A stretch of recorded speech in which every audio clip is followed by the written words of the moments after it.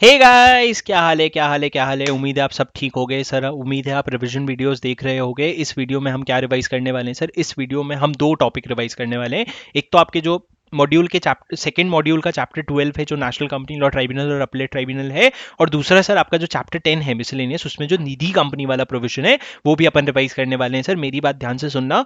बहुत सारे चैप्टर्स के रिविजन ऑलरेडी अपलोड हो चुके हैं। 3-4 चैप्टर के और करूंगा, आपका कंपनी लॉ पूरा कवर हो जाएगा और इकोनॉमिक लॉ का फेमा भी अपन शुरू कर देंगे और सिक्योरिटीज लॉ भी कर लेंगे। टेंशन मत लो सर। आपको जो भी लिंक चाहिए, जो भी नोट्स चाहिए, उसका डिस्क्रिप्शन आपको टेलीग्राम पे मिल जाएगा। टेलीग्राम पे कहाँ डिस्क्रिप्शन मिल जाएगा सर? आपको लिंक डिस्क्रिप्शन पे मिल जाएगा और आप वहां जाकर के चेक कर सकते हो।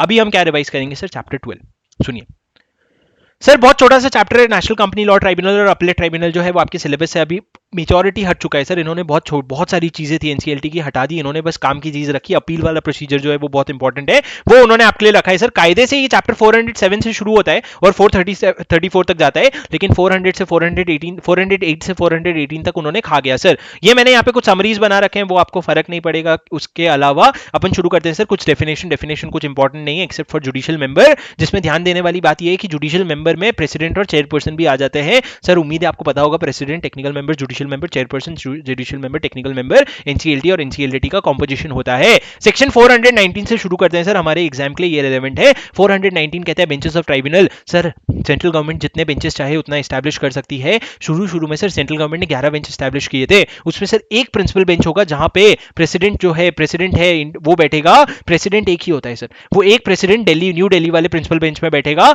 सर। एनसीएलटी की जो पावर है वो कितने लोग एक्सरसाइज कर सकते हैं? तो कोई भी बेंच जिसमें 2 मेंबर हो, अगर 2 मेंबर हो तो एक जुडिशियल मेंबर होगा, एक टेक्निकल मेंबर होगा।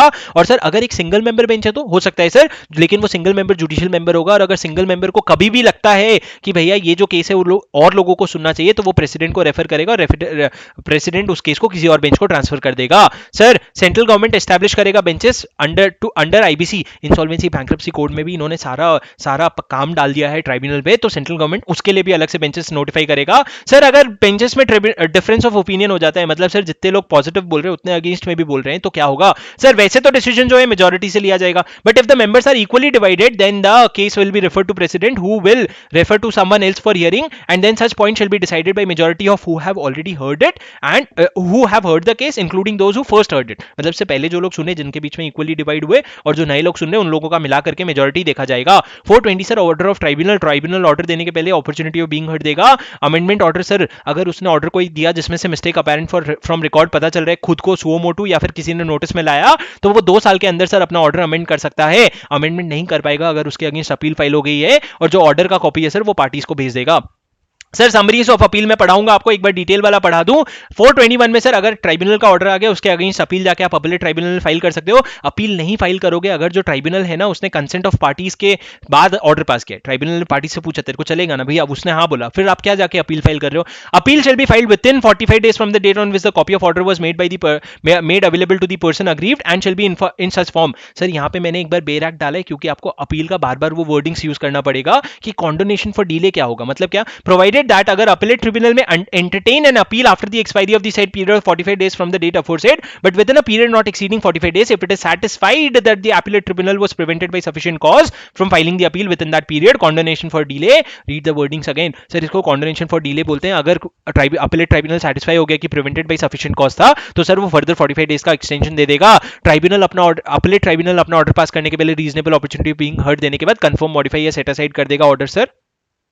मैं देख रहा था रिकॉर्डिंग तो चालू है सर। कॉपी ऑफ ऑर्डर जो है वो ट्राइब्यूनल को एनसीएलटी को भी देना पड़ेगा, एनसीएलटी को और पार्टीज कंसर्न को। Sir reasonable opportunity of being heard NCLT को नहीं देना पड़ेगा, लेकिन आपको कॉपीज ऑफ ऑर्डर देना पड़ेगा कि भैया तेरे ऑर्डर की ऐसी तैसी मैंने कर दी, कंफर्म, मॉडिफाई या सेट असाइड कर दिया। 422 सर ट्राइब्यूनल और अपीलेट ट्राइब्यूनल तुम जितना जल्दी हो सके उतना जल्दी डिस्पोज करना as expeditiously as possible, and every endeavour shall be made to dispose within 3 months, but if you are not disposing within 3 months, record reason in writing and extend up to 90 days. भाई 3 महीना लिख देते ना, 3 महीना लिख देते तो तुम्हारा क्या जाता था? 90 दिन लिखने की क्या जरूरत थी? वो भी तो 3 ही महीना होता है, जबरदस्ती याद करवा रहे हो यार। चलो कोई बात नहीं, 3 months plus 90 days sir. Section 423 में आप सुप्रीम कोर्ट के पास सर एनसीएलटी के ऊपर हाई कोर्ट नहीं आता, सीधा सुप्रीम कोर्ट में जाने का, लेकिन अगर क्वेश्चन ऑफ लॉ है सिर्फ तभी जाने का 60 डेज के अंदर, और कॉन्डोनेशन फॉर 60 डेज मिल सकता है सर। 60 + 60 मैक्सिमम 120 में चले जाना, नहीं तो उसके बाद पीरियड ऑफ लिमिटेशन निकल जाएगा, फिर केस नहीं फाइल कर सकते। 424 सर प्रोसीजर, क्या प्रोसीजर फॉलो करेंगे? कोड ऑफ सिविल प्रोसीजर तुम्हारे लिए एप्लीकेबल है नहीं, प्रिंसिपल ऑफ नेचुरल जस्टिस के हिसाब से एप्लीकेशन फाइल कर आप प्रिंसिपल ऑफ नेचुरल जस्टिस के हिसाब से ऑर्डर डिस्पोज कर देना। आपके पास पावर क्या है sir? Same power as vested in the civil code. मैंने इसका समरी बनाया है। पार्सेरो, पार्सेरो मतलब सर स्पेनिश में भाई को, ब्रो को, डूड को पार्सेरो बोलते हैं सर। स्पेनिश भी याद करें आप। पार्सेरो मतलब क्या सर? देखो, पी प्रोडक्शन ऑफ डॉक्यूमेंट्स के लिए requiring discovery and production of books of accounts. A summoning and enforcing attendance of a person and examination on oath. R, requisitioning any public record and documents and copy of such record. Issuing commission for examination of witness or documents. Receiving evidences on affidavits. Dismissing a representation for default or deciding it ex parte, or setting aside any order for dismissal of any representation for default or any order passed by it ex parte and any other matter. Sir ये ex parte वाटे सब मैंने समझा दिया, एक बार याद कर लो। पार्सेरो है production, attendance, requisition, commissioning, evidences, representation or any other matter. Sir order of the tribunal and appellate tribunal क्या सर? डिग्री ऑफ कोर्ट माना जाएगा, जैसे कि कोर्ट ने ऑर्डर पास किया है और वो जो भी चाहे वो ऑर्डर सामने फॉरवर्ड कर सकते हैं। In case of company registered by or office is situated in case of a person, person is equal to, sir सुनो, अगर एक कंपनी है तो आपको यहाँ पे क्या लिखा है सर? आप अगर एक कंपनी हो, अगर आपको आपके अगेंस्ट ट्राइब्यूनल ने ऑर्डर पास किया है तो आपको उसको इंप्लीमेंटेशन के लिए हाई कोर्ट में भेज सकते हैं। कौन से हाई कोर्ट में सर? अगर कंपनी हो तो रजिस्टर्ड ऑफिस जाए आपका, या फिर पर्सन हो तो सर जो पर्सन कैरी ऑन कर रहा है बिजनेस वहां पे sir. Proceedings of TAT will be considered as will be deemed judicial proceedings. Sir 425 power of the power to punish. मैं सोच रहा हूँ ये हाईलाइटेड कैसे है, मैं सोच रहा हूँ कुछ चमत्कार हुआ है क्या, लेकिन मैं क्लास में पढ़ाया था तो मेरे को ध्यान आ रहा है वो इसीलिए हाईलाइटेड है। सर क्या है? Power to punish contempt of the court. Contempt of court होता है ना, तो हाई कोर्ट जिस तरीके से पनिश करता है उसी तरीके से ये लोग भी पनिश कर सकते हैं। डेलीगेशन ऑफ पावर, ये लोग चाहे तो अपने किसी ऑफिसर या एम्प्लॉय को बोल सकते हैं कि भैया तू इंक्वायरी करके हमको रिपोर्ट कर, ये डेलीगेट कर सकते हैं पावर सर। सर जो प्रेसिडेंट, मेंबर और ऑफिसर्स होते हैं ना उनको हम पब्लिक सर्वेंट कहते हैं under section 21 of the IPC. Sir public servant होते हैं। पब्लिक सर्वेंट होने से आपको थोड़ा बहुत समझेगा तो आपको याद है फॉरेन कंट्रीब्यूशन में ऐसा लिखा है कि पब्लिक सर्वेंट बाहर से फॉरेन कंट्रीब्यूशन नहीं ले सकता, तो ये लोग भी पब्लिक सर्वेंट के डेफिनेशन में आ जाएंगे सर। 428 क्या है? Protection against action taken in good faith. अगर आप अच्छे गुड फेथ में अगर कोई एक्शन कर रहे हो तो उसके रिलेटेड किसी को लॉस या डैमेज हुआ तो आपको प्रोटेक्शन मिलेगा। आप कौन हो सर? एनसीएलटी के आप प्रेसिडेंट, जुडिशियल मेंबर या टेक्निकल मेंबर हो, या फिर अपीलेट ट्राइब्यूनल के चेयरपर्सन, अपीलेट जुडिशियल मेंबर या टेक्निकल मेंबर हो, तो सर नो सूट्स और प्रोसीडिंग्स और any other proceeding shall lie against the tribunal, president और मेंबर ऑफ अदर एम्प्लॉइज और अपीलेट ट्राइब्यूनल चेयरपर्सन, मेंबर्स और other employees, liquidator with respect to loss और damage cost और likely cost in for an act done in good faith. अच्छे सोच से काम करोगे तो कोई दिक्कत नहीं होगी सर। उसके बाद क्या लिखा है? लो मैं थोड़ा सा ना कलर बदल लेता हूं। लो हो गया sir. Section 429 power to seek assistant of chief metropolitan magistrate, judicial magistrate और डिस्ट्रिक्ट कलेक्टर। ये तीनों बोलते बोलते में हकला जाओगे सर। Chief metropolitan magistrate, chief judicial magistrate, chief district collector. Sir tribunal, appellate tribunal. Tribunal अगर वाइंडिंग अप या आईबीसी के दौरान अगर उसको लगता है कि बुक्स ऑफ अकाउंट्स या प्रॉपर्टी का कस्टडी लेना है तो वो रिक्वेस्ट करेगा इन तीनों को कि पोजीशन ले लो और पोजीशन हमको हैंड ओवर कर दो। लेकिन सर इनका जो एक्ट है ना उसको कोई भी कोर्ट में क्वेश्चन नहीं करेगा कि भैया ऐसे कैसे तूने पोजीशन ले लिया। 430 सर सिविल कोर्ट में एक बार इसीलिए बोलूंगा क्योंकि ये हर एक्ट में आपको दिखेगा civil court not to have jurisdiction. मैं अपने हर रिवीजन में उसको civil court not to have jurisdiction करके छोड़ दूंगा। यहां पे मैंने बेर एक्ट डाल दिया, एक बार पढ़ लो। No civil court shall have jurisdiction to entertain any suits और proceedings with respect to any matter which T और एटी ट्रिब्यूनल और appellate tribunal is empowered to determine. अगर ट्रिब्यूनल और अपीलेट ट्रिब्यूनल को पावर है तो तुम उसमें कुछ भी नहीं इंटरफेयर करोगे और इंजंक्शन ऑर्डर भी नहीं ग्रांट कर सकते with respect to any action taken by T और एटी।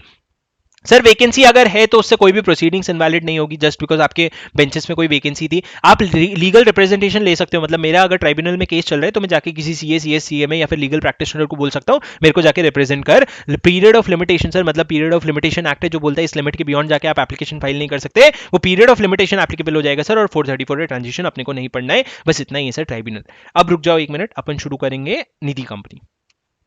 सर सिलेबस में अगर कुछ इंटरेस्टिंग है ना तो वो निधि है, निधि कंपनी है। निधि कंपनी, भैया तुम निधि अग्रवाल समझ ले तो जबरदस्ती खुश हो जाते हो। सर निधि कंपनी पढ़ने वाले हैं। क्या है निधि कंपनी? बहुत इंटरेस्टिंग छोटा सा प्रोविजन है सर, इंपॉर्टेंट है, इंटरेस्टिंग भी है। सुन लो सर निधि कंपनी क्या है। सर निधि कंपनी क्या है? सेक्शन 406 से शुरू होता है सर, 406 में खत्म हो जाता है सर। इतना छोटा है। हाँ उसके बाद इन्होंने निधि रूल्स 2014 बना दिया जिसमें खत्म ही नहीं होता है सर। 406 क्या है सर? 406 कहते हैं निधि कंपनी होगी कौन? निधि कंपनी या फिर म्यूचुअल बेनिफिट सोसाइटी जिसको हम बोलते हैं वो कंपनी होगी जिसको सेंट्रल गवर्नमेंट नोटिफिकेशन से डिक्लेयर करेगा कि भैया तुम निधि हो। मैं ओजी लिखता हूँ ना, ओजी मतलब ऑफिशियल गैजेट सर, इतना बार रिपीट होता है मैंने ओजी लिख डाला सर। सीजी नोटिफिकेशन देगा ओजी में और बोलेगा भैया ये जो कंपनीज एक्ट का प्रोविजन है ना ये निधि कंपनी को अप्लाई होगा विद सच एक्सेप्शन, मॉडिफिकेशन और एडॉप्शन। पर सर अगर आप निधि कंपनी को कोई एक्सेप्शन मॉडिफिकेशन दे रहे हो, जैसे कि क्या सर सेक्शन 60 में बोला गया है कि निधि कंपनी में अगर आप फॉर डायरेक्टर अपॉइंट करना चाहते हो तो आपको 10,000 रुपए का डिपॉजिट देना पड़ेगा। तो सर वो एक एक्सेप्शन या मॉडिफिकेशन है। अगर ऐसा कोई एक्सेप्शन या मॉडिफिकेशन प्रपोज कर रहे हो ना, तो आपको पहले हाउस ऑफ पार्लियामेंट के दोनों हाउस ऑफ पार्लियामेंट के सामने रखना पड़ेगा 30 डेज के लिए, जब वो सेशन में है। पर सर जो 30 डेज है ना, उसमें आप इंक्लूड नहीं करोगे अगर हाउस जो है एडजर्न हो रही है कंटिन्यूस 4 दिन से ज्यादा। और सर जब आपको अप्रूवल मिल जाए, अगर डिसअप्रूव हो जाए तो आप फाइल सामने नोटिफाई नहीं कर पाओगे, लेकिन अगर अप्रूवल मिल जाए तो नोटिफाई कर दोगे एग्जेम्पशन। और सर उसके बाद आप कॉपी जो है वापस से रख दोगे हाउस ऑफ पार्लियामेंट के पास कि भैया ये पास हो गया है। निधि रूल्स 2014 क्या कहता है सर, सुन लो, बड़ा आसान सा है, छोटा सा है, सुनो सर। निधि रूल्स कहता है what is Nidhi company. Nidhi company basically means a company which is incorporated with the objective of cultivating the habit of thrift and saving amongst its member, receiving deposit from and lending to its member only for their mutual benefit. Sir एक तो saving और thrift की बात कर रहे हैं, दूसरा deposit की बात कर रहे हैं। एप्लीकेबिलिटी सर सारी निधि कंपनी जो इस एक्ट में या फिर कंपनीज एक्ट 1956 में बने हैं। सर रेलेवेंट डेफिनेशन में सर एक ही डेफिनेशन रेलेवेंट है, बाकी 3 मैंने डाले क्योंकि मॉड्यूल में भी है, लेकिन ये doubtful asset, loss asset, NPA का आपको यूज नहीं होता है। नेट ओन फंड क्या होता है सर, बहुत इंपॉर्टेंट है sir. Paid up equity share capital plus free reserves less accumulated losses less intangible asset.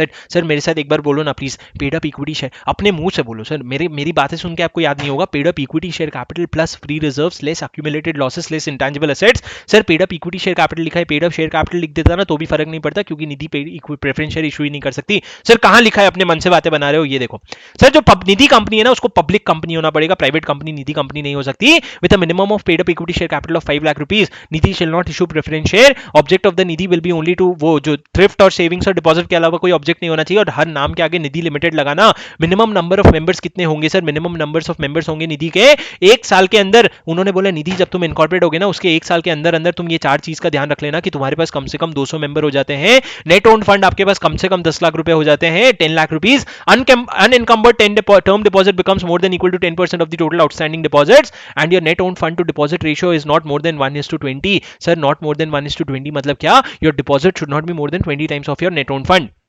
Sir पर आपने अगर कंप्लाइंस नहीं किया, मान लो 200 मेंबर का और 1:20 के रेशियो का, तो निधि को ना सर फाइनेंशियल ईयर के क्लोज में 30 डेज के अंदर अंदर जाना पड़ेगा रीजनल डायरेक्टर के पास और बोलना पड़ेगा फॉर्म NDH-2 में कि भैया हमको एक्सटेंशन दे दो up to 1 year and the regional director may consider such application and passed extension order within 30 days of the application. Sir form NDH-2 हो गया। NDH-1 क्या था, NDH-1 है रिटर्न ऑफ स्टैट्यूटरी कंप्लायंसेस। आपको जिस पहली साल या फिर जब भी आपको एक्सटेंशन मिलता है तो सेकंड ईयर के क्लोज के 90 डेज के अंदर आपको एक certificate return of statutory compliances file करने पड़ते हैं, जिसमें आप ये लिखोगे NDH-1 में कि भैया हमने सारे कंप्लायंसेस कर लिए और उसको ड्यूली सर्टिफाई करोगे CA CS CMA के साथ। मतलब ऐसा नहीं कि आपने बोल दिया और हो गया, आपको बोलना पड़ेगा हमने कंप्लायंस किया, जो भी ऊपर 200 मेंबर 10 लाख रुपीस का सारा पॉइंट, और हमने सर्टिफाई करवा के दे दिया।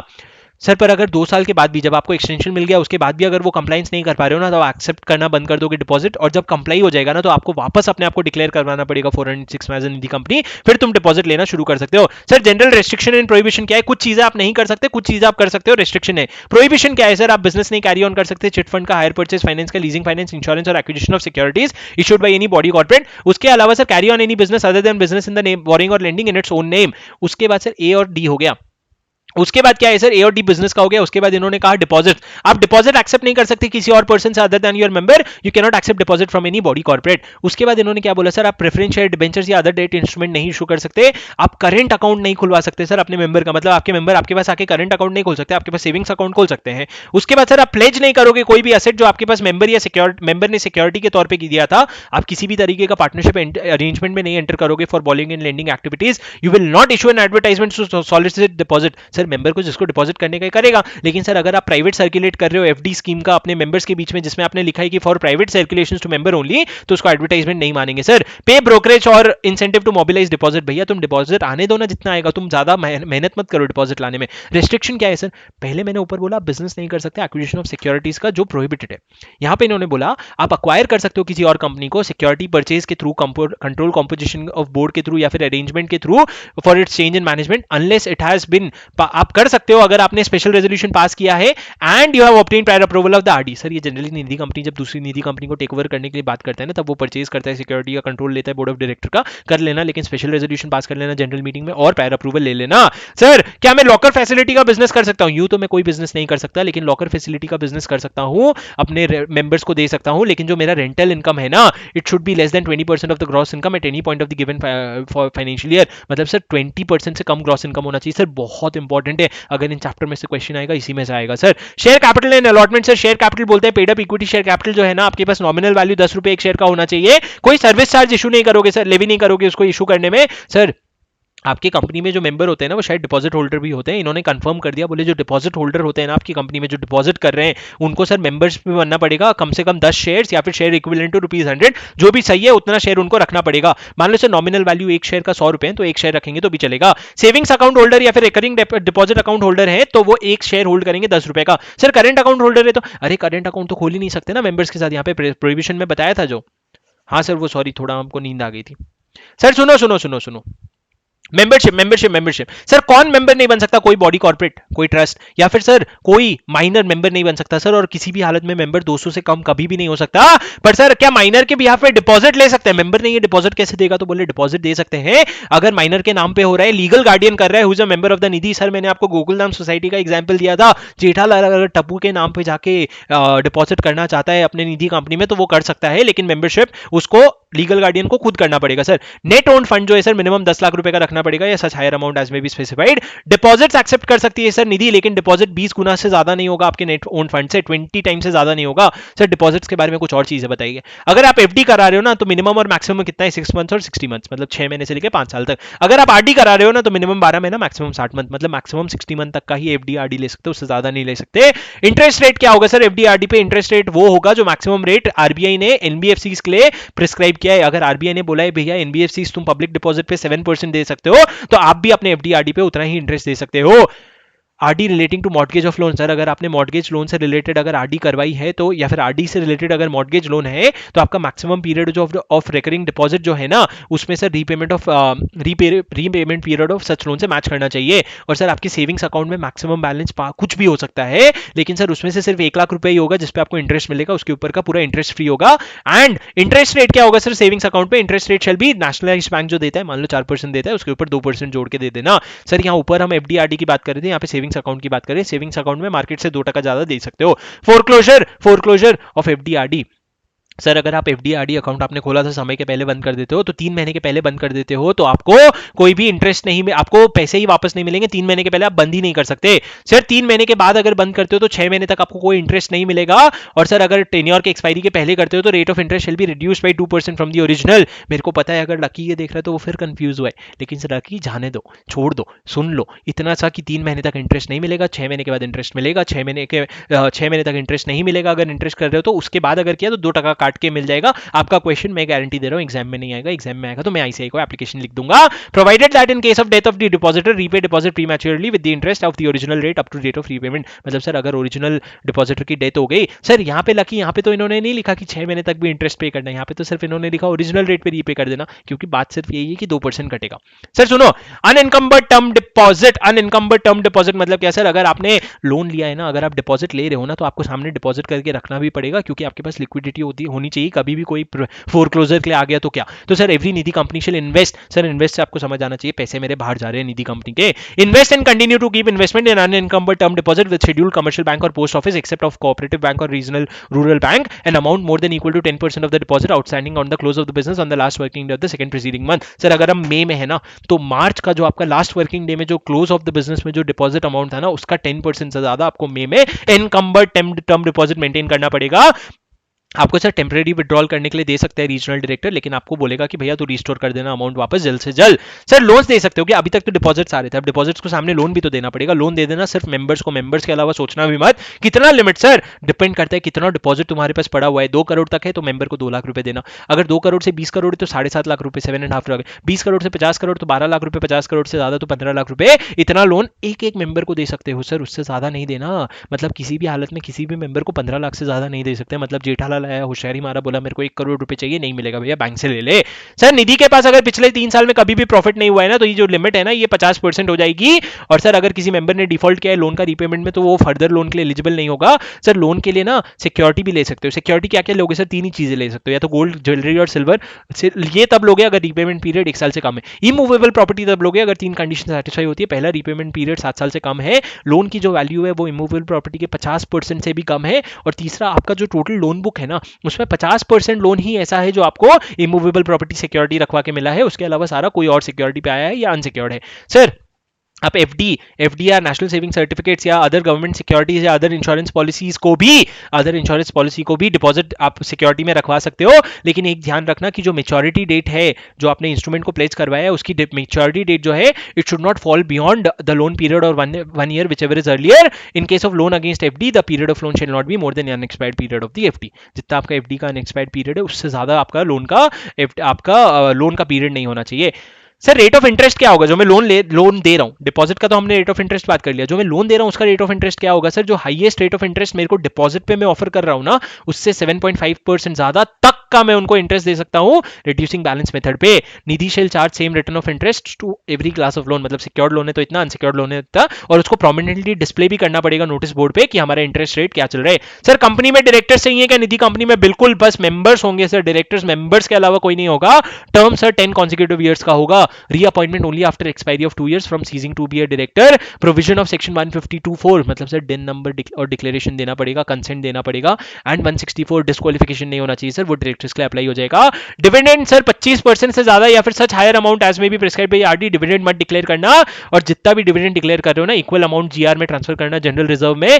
ध्यान रख लेना कोई डिपॉजिट का तो डिफॉल्ट नहीं किया है और सारे रूल्स का कंप्लायंस किया है कि नहीं। कंपनी में ऑडिटर सर या तो इंडिविजुअल हो सकता है या ऑडिट फर्म हो सकती है। इंडिविजुअल होगा तो एक टर्म होगा 5 साल का, फर्म है तो 2 टर्म होगा 5 साल ईच का। रीअपॉइंटमेंट हो सकते हैं सर लेकिन 2 साल की छुट्टी मनाने के बाद।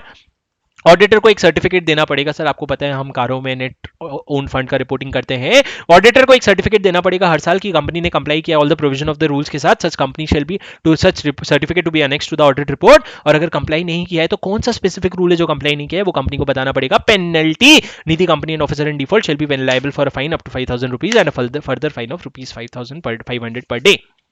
सर हो गया सर 21 मिनट में 2 बड़े प्रोविजन हो गए, याद कर लो, सुन लो, वापस देख लो चाहिए तो। अगले वीडियो में सर हम मिसलेनियस के जो छोटे पॉइंट्स है ना, registered value, removal of company, ये सारी चीजें खत्म कर देंगे। Thanks a lot for listening guys, links in the description, do check, reach out to me on my Telegram and see you in the next video. Subscribe कर लो, चलो bye.